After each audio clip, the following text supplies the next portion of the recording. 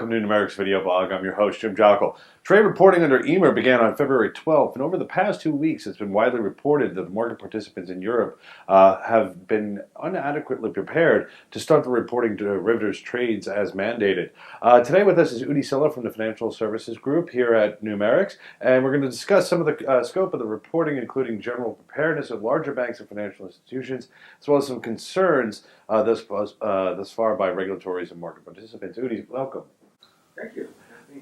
So Udi and the client solutions team, just give us a very high level.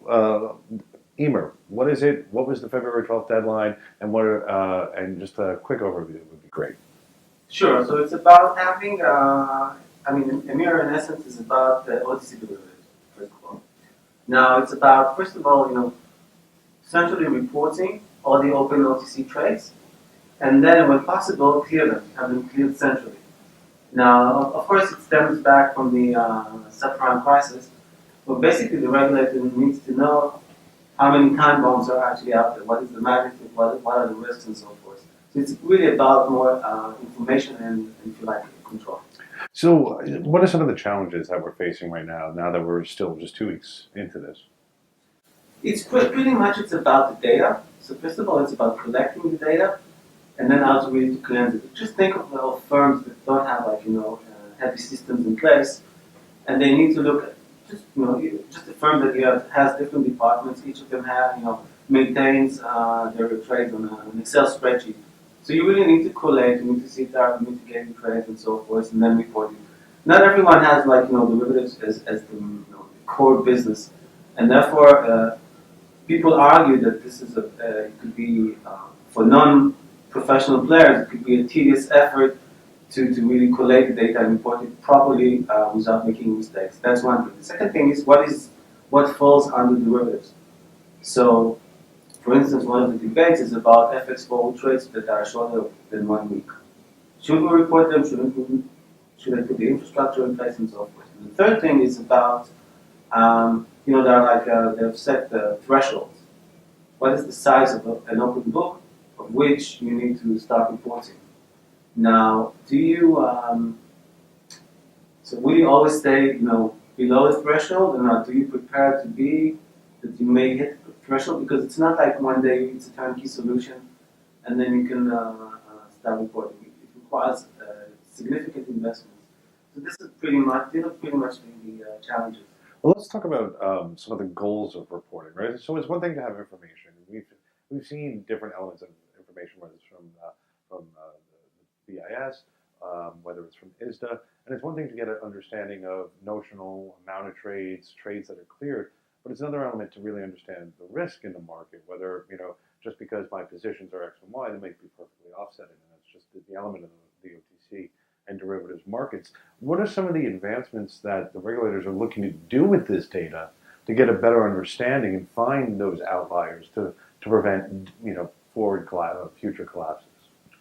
So I think that's a very good question. So I think it's very similar to what we see,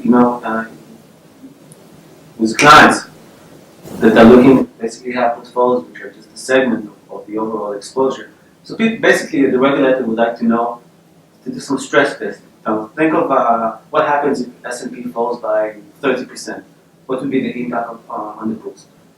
Think of VAR numbers. What is the overall exposure, or what would be the loss confidence level of 99% if oil prices go up by 100%? These are things that have happened. So now the regulator, having all the information outside, be able to quantify and see what are the overall risks. So if something happens in the market, information is power, so that they will be able to take the necessary steps, to mitigate that risk. So even though we're 2 weeks out, who's happy, who's unhappy? Who are the near-term winners and losers as it relates to compliance? So I think pretty much the winners are, first of all, the regulators that pushed it through because it sees now daylight. Second type of winners are the providers. So providers could be like global banks. So we have something like eight different banks that provide today delegated services. So people that don't want to go into the hassle of building all of those systems, just send all their trades and have those banks do the services for them. Of course, to a large extent, it means that the banks would know either would know the positions of their clients, but more likely also win the business, and therefore will generate additional revenues. And of course, external providers should be pretty happy because people are now rushing to buy solutions, as we see too. And probably the losers are those that have to, put all those investments in things that are not necessarily their, key business line.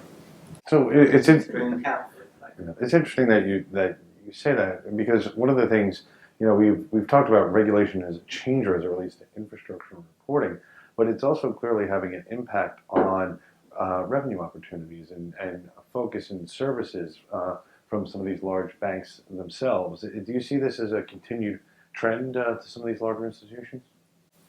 Yes, pretty much so. I think that we always see this phenomenon in the market where services in the beginning generate higher margins, and then everyone goes into the stage, the profit is normal above normal, and pretty much like prime brokerage becomes almost a commodity.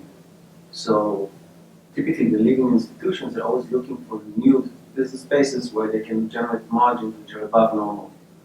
And obviously with the tailwind of regulation, new opportunities now occur. So it could be around clearing, it could be around reporting, it could be around additional margining, and as opposed to, for instance, valuation, which is almost a service which is being commoditized. So one final question for you, and then we'll wrap this up. Thinking back to the G20 meeting and where the really kind of the birthplace of derivatives reform in the modern era came out of, where would you say in the continuum we are in terms of completeness? Are we 10% there, 50% there, 80% there, or how bad is this rollout going to be and continue into the distant future? Wow, that's a tough question. I think, first of all, obviously it depends where we want to go, right? What is the end goal, which I don't know myself, but I think that we're probably 30 to 40% of the way, because now we have more transparency in terms of, first of all, what are the trades, given the trade repositories. And we didn't mention, but there are like about 5 or 6.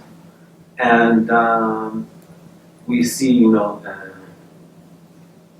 the overall open risk is smaller because risk is now being mitigated, in terms of counterparty risk. But I think that the one thing which is a bit flawed, in my opinion, is the fact that the cleared trades are typically the most simple exotics.